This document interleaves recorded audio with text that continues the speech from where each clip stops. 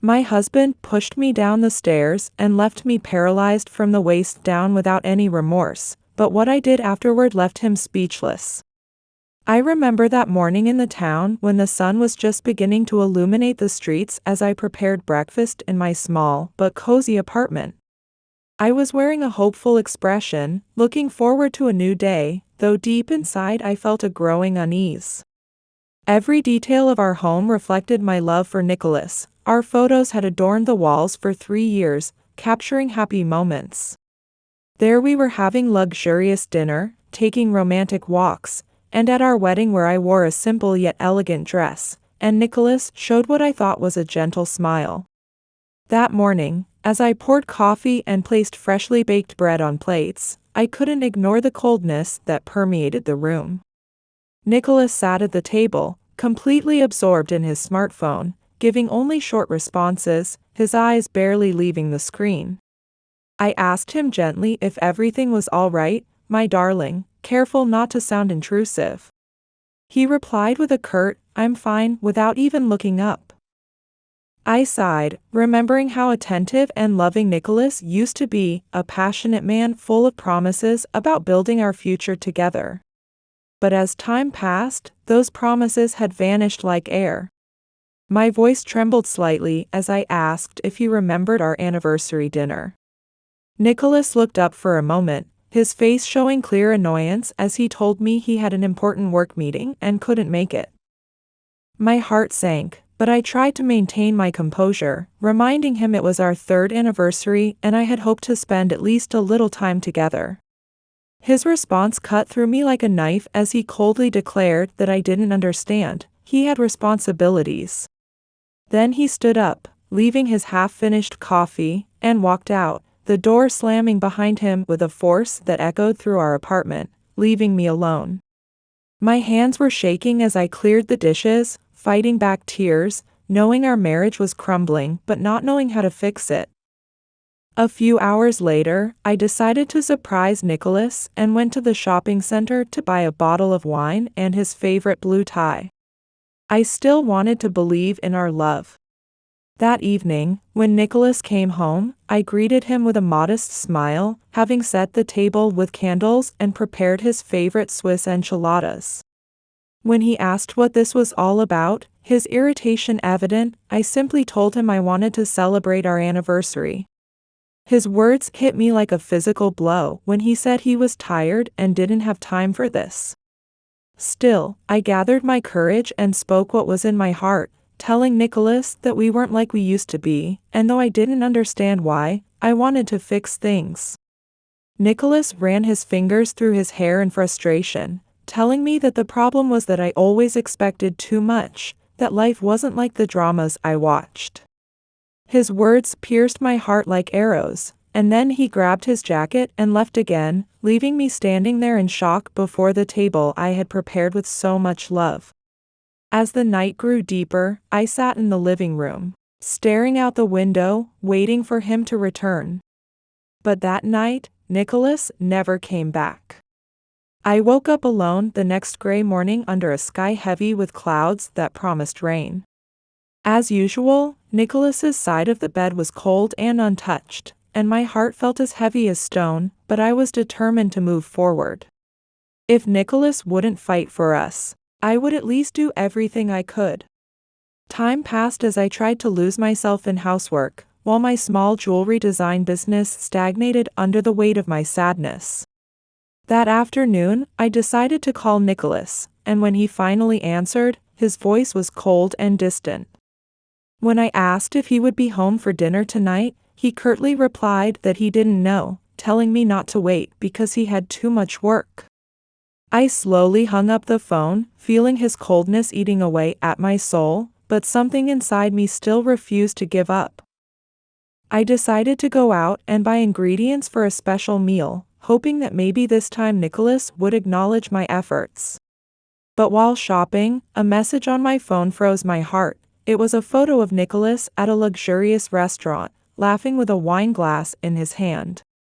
Across from him sat a beautiful woman with dark hair and sharp eyes, looking at him intimately. The message was anonymous, but the pain was instant and devastating. I left the store with bags in hand, barely aware of where I was walking, tears blurring my vision as I tried to process what was happening, wondering if this was reality or some cruel joke. When I got home, I put the bags in the kitchen and collapsed on the sofa, losing track of time until I was startled by the sound of the front door opening. Nicholas had returned, but the air was filled with the scent of unfamiliar perfume. In an almost whispered voice, I asked him where he'd been. Without looking at me, Nicholas began taking off his jacket and simply said it was work. "Don't lie to me," I said, holding up my phone and showing him the photo. Nicholas stared at me for a moment before a cynical smile crossed his face, asking me what I had expected, telling me our marriage wasn't working anymore. The words pierced my heart and I stood up. My body was shaking with anger and pain. I reminded him of our vows, for better or worse, asking if this was how he kept his promises. Nicholas approached me with a coldness I had never seen before, telling me he didn't have time for this conversation and that if I wasn't happy, I should reconsider what I wanted. Then he turned toward the door, and in my anger, I followed him. As he opened the door to leave, I tried to stop him, pleading with him to stop running away and talk to me. He pushed me away roughly, and I lost my balance, stepping backward without realizing I was at the edge of the stairs. My feet slipped, and in an instant, my body was tumbling down the stairs, the sound of my fall echoing through the hallway like thunder. Nicholas rushed down the stairs in shock to find me lying motionless at the bottom. My face was pale, my eyes barely open, and when he shook me, calling my name frantically, I could barely move my lips to whisper that I couldn't move. Then everything went black. The next few hours passed like a storm. In the ambulance, paramedics worked to stabilize me, while Nicholas sat in silence, his hands trembling. At the hospital, the doctors acted quickly, but their news was merciless. I had suffered severe spinal damage, and despite their best efforts, I would never walk again. I lay in the hospital bed, with a collar around my neck, silent tears rolling down my cheeks, while Nicholas stood there, unable to bear the sight of what he had done. The nightmare had become our new reality. I spent days staring out the window of my hospital room, where a thin stream of sunlight filtered through the half-opened blinds. The days passed by, all painted in shades of gray, and my hope was fading, hope that Nicholas would appear, take my hand, and say we would face this challenge together. But he wasn't there anymore. His visits became rare, and when he did come, his attitude was cold and distant, as if fulfilling an obligation rather than showing any love. One afternoon, while the nurse was adjusting my IV, I finally found the courage to ask the question that had been haunting me: had my husband called to say he was coming today? When she gently shook her head no, with obvious discomfort, I felt another piece of my heart crumble. After the nurse left, tears began streaming down my face as I thought about the letter Nicholas had left in the drawer beside my bed. Though I never read it again, his words echoed in my mind: I can't take this anymore. This life isn't what I signed up for. Each time I remembered those words, a whirlwind of anger, sadness, guilt, and despair consumed me. How could a man who had promised to love me for better or worse abandon me when I was at my weakest? What had I done to deserve such a cruel fate? One day, while I was trying to distract myself by watching television, the door opened and Nicholas walked in. A glimmer of hope flickered in my chest. Maybe this time he would stay, apologize, tell me we would overcome any obstacle together. "Nicholas," I said, tears welling in my eyes. But he brought no flowers, no smile, no apology, just a mask of indifference and some papers in his hand. Without even sitting beside me, he told me he needed to talk. I struggled to maintain my composure as I told him to go ahead. Then he delivered the crushing blow: he had talked to a lawyer and thought we should get divorced. It felt like my world was collapsing around me. Divorce? I repeated, unable to believe what I was hearing. He said he couldn't continue this relationship, that this wasn't the life he wanted, his voice filled with what sounded like pain. I pressed him, asking if it was because of my disability, because of this situation. Nicholas looked away, answering uncomfortably that it wasn't just that, it was everything, that we weren't who we used to be, and he couldn't live like this. I searched his face for any trace of the man who had once loved me, but all I could see was someone selfish and cowardly. I reminded him that I hadn't chosen this, hadn't chosen to be in this bed, but I had chosen to keep loving him, so where was he? I can't do this, Emily. I'm really sorry, was all he could say. He kept avoiding my eyes as he said he would leave me with everything I needed, that he talked to the lawyers to make sure I would be taken care of, but he just couldn't continue anymore. Before I could respond, Nicholas put the papers on the table and left the room. What was left after that was silence. I lay there immobile, staring at the documents, cold, mechanical divorce papers that reduced our love to mere procedure. But in that moment, I remembered not the defeated version of myself, but the fighter who had overcome difficulties before. Something inside me whispered that even though Nicholas had abandoned me, my story didn't have to end here. My hospital room, which had been a gloomy and quiet place, suddenly felt charged with the strongest determination I'd felt since arriving. Nicholas's betrayal was the cruelest blow, but it ignited an unexpected fire within me. It started as a small voice born on a rainy night, whispering that my story wasn't over yet. That voice grew stronger each day, filling me with power. The days that followed weren't easy. I would cry whenever I remembered the moment Nicholas abandoned me. But something inside refused to let me give up. I decided that his selfishness wouldn't define who I was. If he chose to leave, I would choose to stay and fight. One morning, while the nurse was changing my bandages, I made an unexpected request. I told her I wanted to start rehabilitation as soon as possible. I tried to hide my nervousness as I spoke, and though surprised, she smiled warmly and said she'd contact the rehabilitation staff immediately. A few hours later, a tall, kind-looking man with graying hair entered my room. He introduced himself as Chris, my physiotherapist, and told me that while it might seem difficult now, he had seen others in my situation turn small progress into great victories. All it took was patience and strong will. The first rehabilitation sessions were incredibly challenging. Chris explained that while I wouldn't walk again, I could work toward independence by strengthening my upper body. But even simple movements like lifting my arms or holding a ball felt as difficult as climbing a mountain. One day, after a particularly exhausting session, I broke down crying in front of Chris, telling him I couldn't do it. He knelt before me, looking at me with firm but empathetic eyes, and told me that almost every patient had said the same thing, but those who found the courage to push through their limits achieved remarkable results. His words resonated deeply within me, and despite my frustration, I decided not to give up.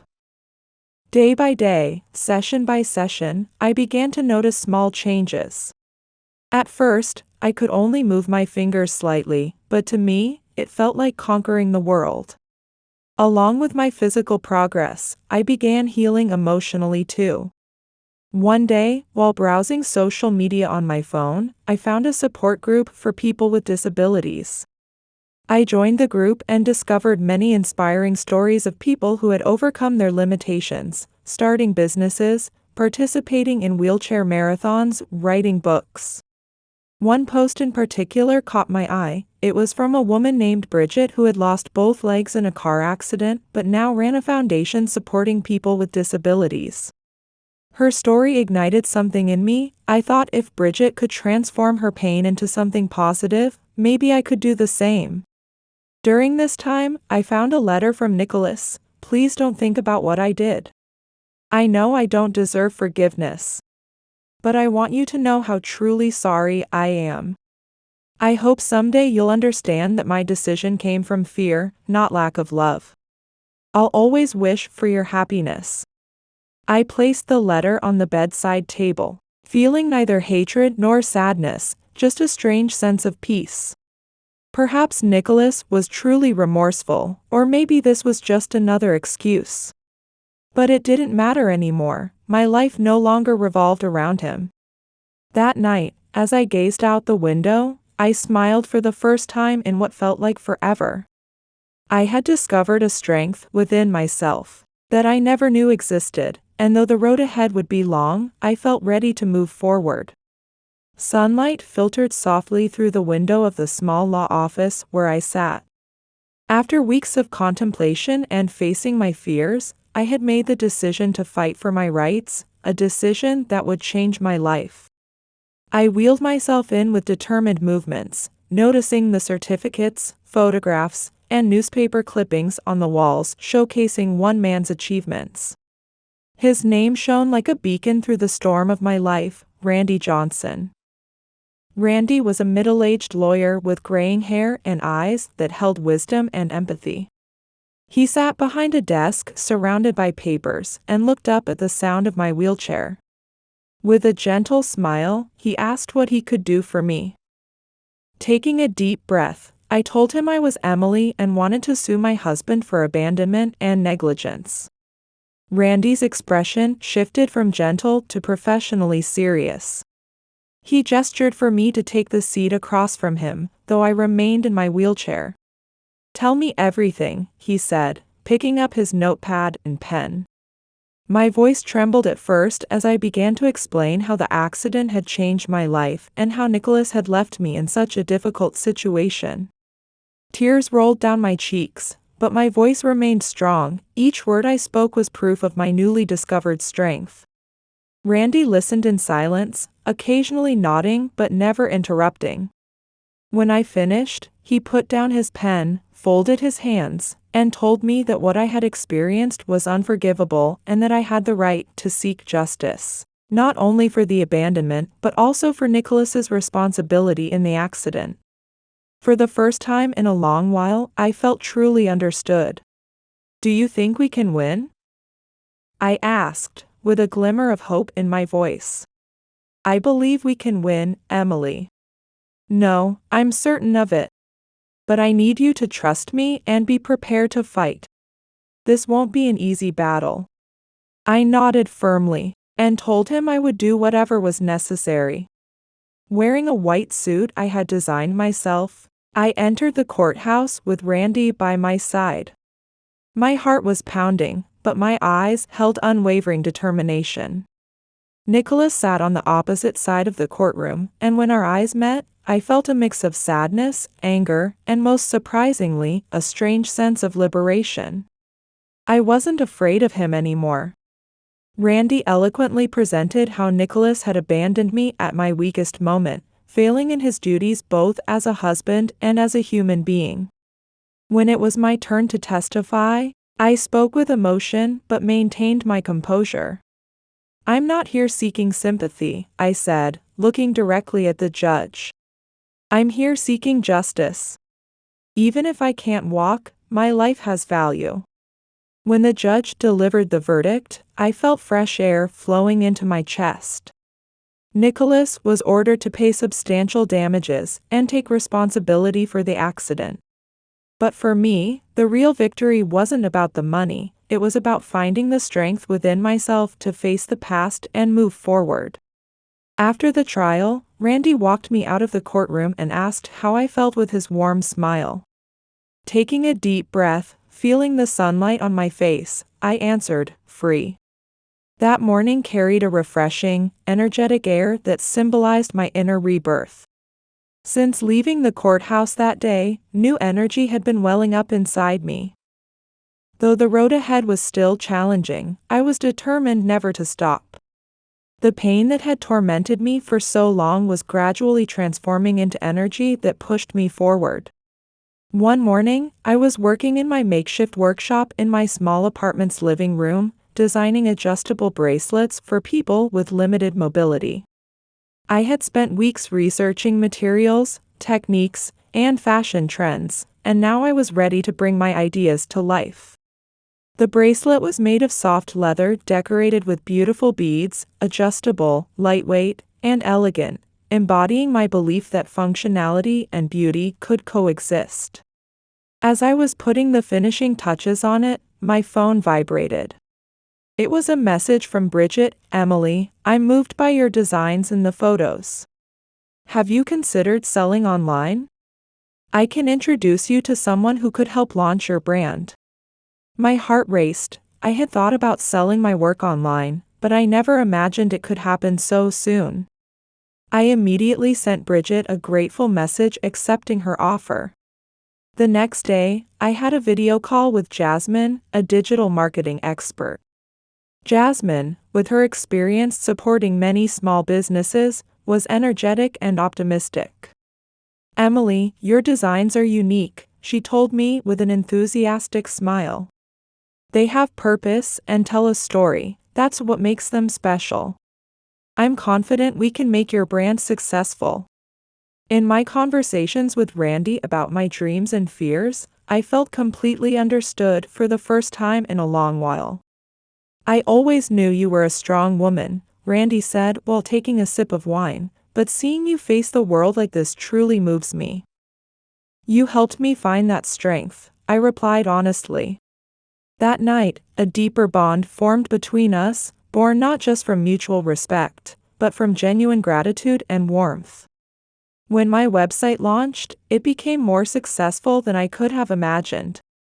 My bracelets and necklaces sold out within days, and social media was flooded with messages of gratitude from people saying my designs had helped them regain their confidence. The messages from people with disabilities particularly touched my heart, telling me how much my success and work meant to them. One afternoon, while checking orders on my computer, I received a notification from a fashion magazine. They wanted to interview me for a special edition featuring entrepreneurs who were breaking barriers. I could hardly believe it. The interview took place in my workshop, and as I talked with the reporter about my journey, I felt emotions welling up inside me. My pieces aren't just for people with disabilities, I said with a smile. They're for anyone who has ever felt like they didn't fit in, for people who thought their story wasn't worth telling. There's always a way to transform pain into beauty. After the magazine was published, I received even more orders, supportive messages, and collaboration opportunities. My small brand was growing beyond anything I could have imagined. One night, as I gazed at the stars from my balcony, I felt the peace I hadn't experienced in a long time. Though my life had taken an unexpected turn, I had found a purpose filled with joy and meaning. The scars, both physical and emotional, remained, but they all told a story of courage and resilience. On a rainy afternoon, I received an unexpected phone call. The number wasn't in my contacts, but something told me I should answer it. Emily, it's Isabella. Do you remember me? For a few seconds, I couldn't place the voice. Isabella had been a friend from college whom I hadn't spoken to in years. Isabella? Of course I remember. How are you? I replied, surprised. But her voice wasn't cheerful as she told me she had something I should know. She had seen Nicholas a few days ago, and he seemed to be in a really bad situation. My heart seemed to stop for a moment. I hadn't heard anything about Nicholas since the trial. I had tried to close that chapter of my life, but hearing his name still stirred up a whirlwind of emotions. What kind of situation? I asked. Isabella told me she'd seen him in the Central Market, selling counterfeit watches and bags, looking disheveled and completely exhausted. I remained silent as I processed this information. Though Nicholas had abandoned me, in the cruelest way, I couldn't help feeling a twinge of compassion. Thank you for letting me know, Isabella, but I don't think I should get involved. I understand. I just wanted you to know. After hanging up, I sat listening to the rain outside my window. The image of Nicholas selling fake goods on the street corner flashed through my mind, but I felt no hatred or resentment, just a strange sense of closure. When I met Randy at a nearby cafe, he was already waiting with a serious expression. After greeting me, he told me he had seen Nicholas that morning. "I don't want to upset you, but I think you should know, he's living on the streets, Emily." I closed my eyes, trying to process this information. I had imagined Nicholas might face difficulties after the trial, but I never thought he would fall this far. "I don't know what to do, Randy. Part of me thinks I should help him, but I can't forget what he did to me." "You have no obligation, Emily," Randy replied gently. "But if you do help, let it be because you choose to, not for any other reason." That night, I couldn't sleep. Memories of life with Nicholas kept flooding back, moments when he made me laugh, his promises, his coldness, and his cruel words when he abandoned me. Finally, I made my decision. The next day, with Randy accompanying me, I went to Central Plaza. There, amid the bustle of the city, Nicholas sat on a bench. He wore dirty clothes and had an exhausted face, his once arrogant, confident eyes now filled with despair. "Nicholas," I called out as I slowly approached. He looked up, taking a moment to recognize me, then showed an embarrassed expression. "What are you doing here?" he asked in a barely audible voice. "I heard about your situation and came to see you." Nicholas looked away, shifting uncomfortably. "You don't need to pretend to care, Emily. I know I failed both you and myself." "I'm not here to judge you," I replied firmly. "I know what it feels like to be lost and alone." In the conversation that followed, Nicholas confessed everything. After the trial, he'd lost his job and his partner, and when his money ran out, his mistress left too. He told me through tears that he had lost everything, but losing me was what hurt the most. I felt a mix of emotions. Part of me wanted to comfort him, but I knew his words came too late. "Nicholas," I told him, "I can't change what happened between us, but I can't watch you destroy yourself either." With Randy's help, I arranged for Nicholas to enter a rehabilitation program for the homeless. I knew I couldn't save him, but I could help him find a path to save himself. That night, writing in my journal, I reflected on the day's events. Helping Nicholas wasn't about complete forgiveness, it was proof that I had found peace and could let go of past resentments to move forward. Rain was falling heavily over the city, creating a silver veil when I was in my workshop checking final orders for my new collection. Though my life had taken unexpected turns and was now full of achievements and purpose, I couldn't ignore how recent events had affected me. Seeing Nicholas again had stirred up emotions I thought were long buried. That afternoon, while finishing a handmade necklace, my phone vibrated with a message from Randy. He asked if I could come to the community center that afternoon. He had something to show me. I replied without hesitation that I would come. Randy had been my unwavering support, and though I didn't know what he wanted to tell me, I knew it must be important. When I arrived at the community center, Randy greeted me with his warm smile, though I noticed tension in his eyes. He led me to a small conference room where a man sat with his gaze fixed on the floor. I recognized him instantly. Nicholas. I couldn't hide my surprise and unease. "What's happening here?" Randy calmly explained that Nicholas wanted to talk to me face to face. I looked at Nicholas as he slowly raised his head. His face showed exhaustion and shame, but his eyes held sincerity. "Thank you for coming, Emily," he said in a trembling voice. "I don't even know why I'm here," I replied. "If this is about an apology, it's not necessary," I said quietly. "I've let go of the past."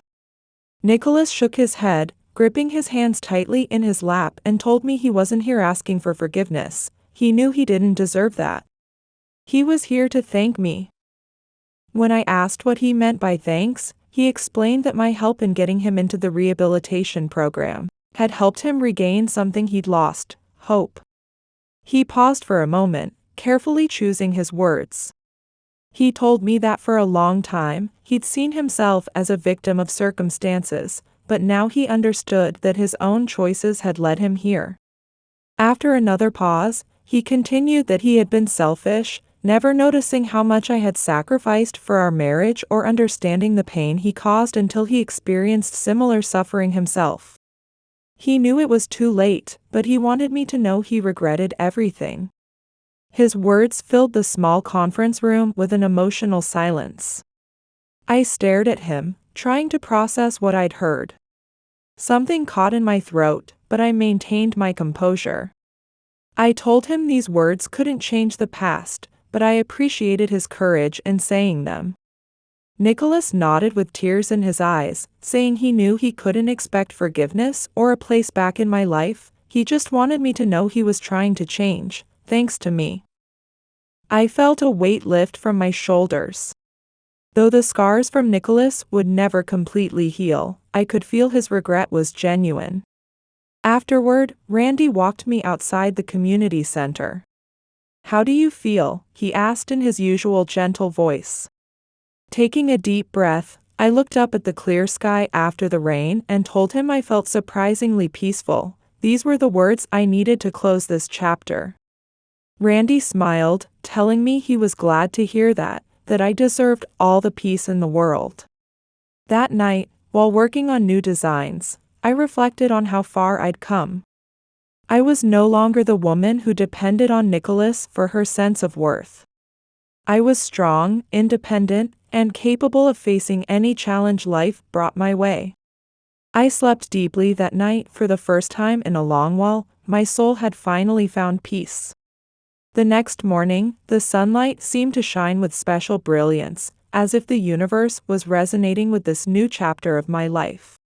Over the past year, my brand had not only become successful, but had begun changing people's lives. My accessories carried messages of revival, beauty, and triumph, inspiring many people. As I was preparing my next collection, I received a call from a representative of an international disability support organization.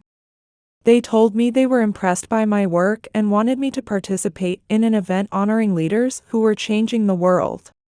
My heart raced. It was an opportunity I never could have imagined.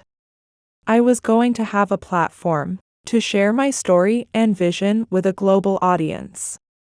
"I'm honored," I replied, my voice filled with gratitude and excitement. This was the moment when all my efforts to overcome challenges and challenge prejudices were being recognized. As I took the stage, I felt a mix of nervousness and excitement. "My name is Emily," I began in a clear, strong voice. "This is a story about how I found strength during the darkest period of my life."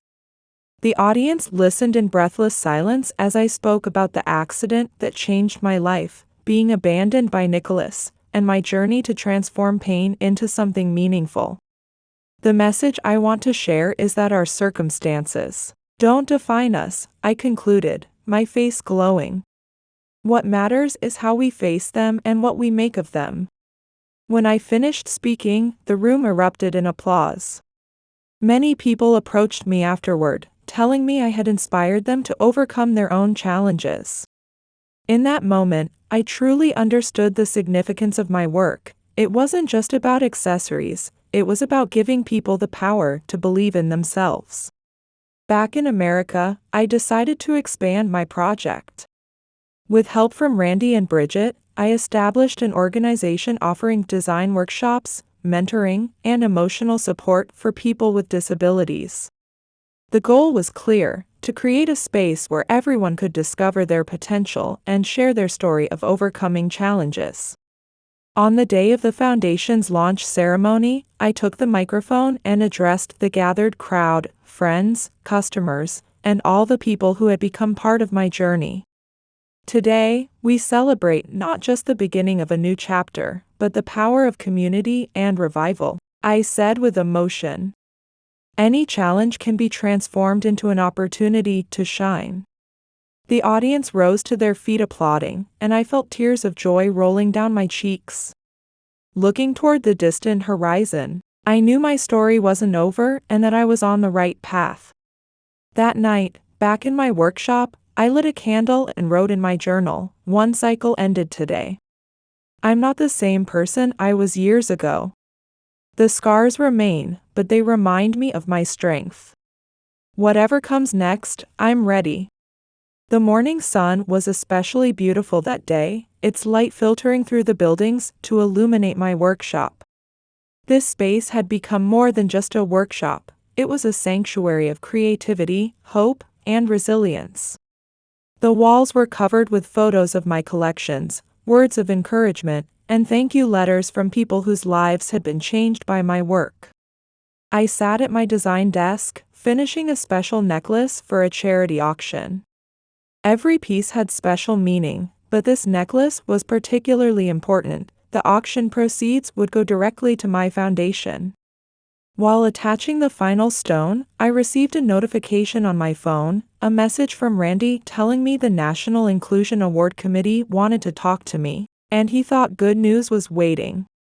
My heart raced with excitement.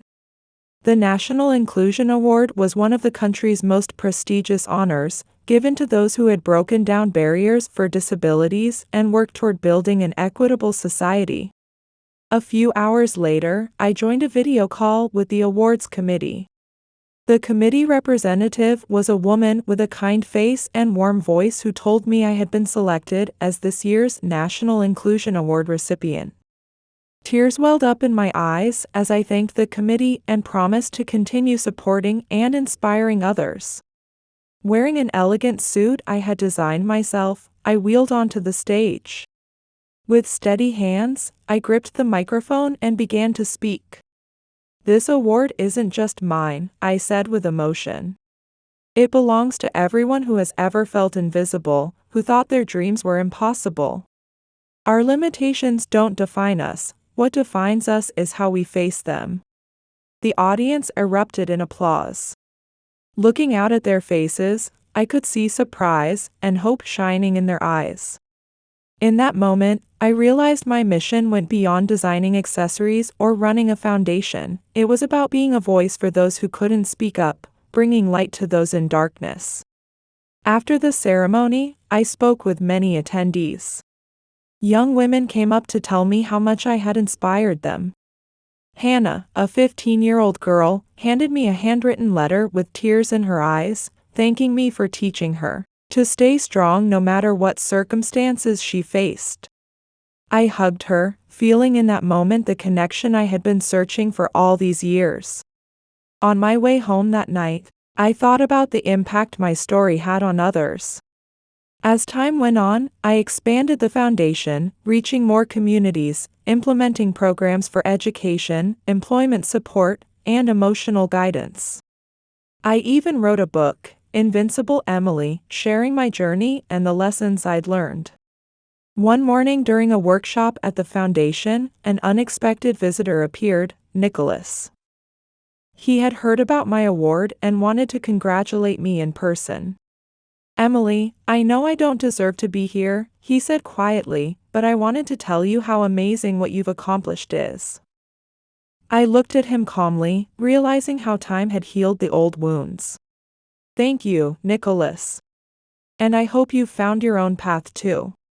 The conversation was brief, but for me, it was the moment that completely closed that chapter of my past.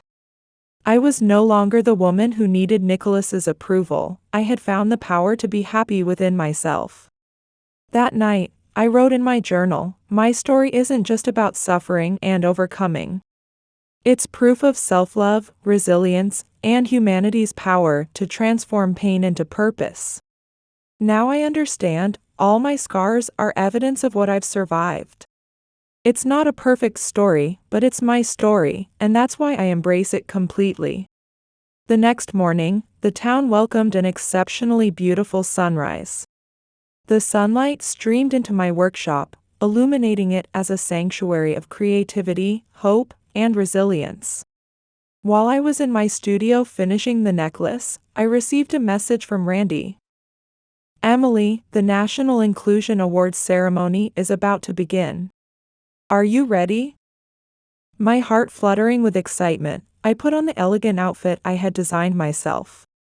The event was held in a luxurious theater downtown, with leaders, activists, and celebrities from across the country in attendance. When I arrived at the venue, Randy and I waited in the wings, my nerves and excitement building, as we waited for my name to be called. Then the announcer's voice rang out, "This year's National Inclusion Award goes to Emily Davis." As the audience rose to their feet in applause, I wheeled myself toward the stage. In that moment, with the lights shining down on me, and all eyes turned my way, I took a deep breath and gripped the microphone. "This award isn't mine alone," I began, my voice filled with emotion. "It belongs to all of us, to everyone who has ever felt invisible, to everyone who thought their dreams were impossible." I could see tears in some audience members' eyes as I said, "No matter our circumstances, our lives have value. And every struggle holds the potential for triumph."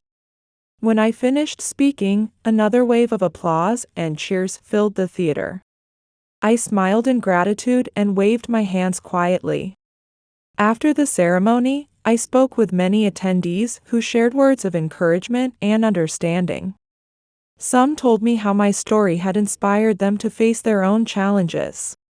That night, in my quiet workshop, I reflected on my journey as I wrote in my diary. "I've experienced many hardships and learned many lessons.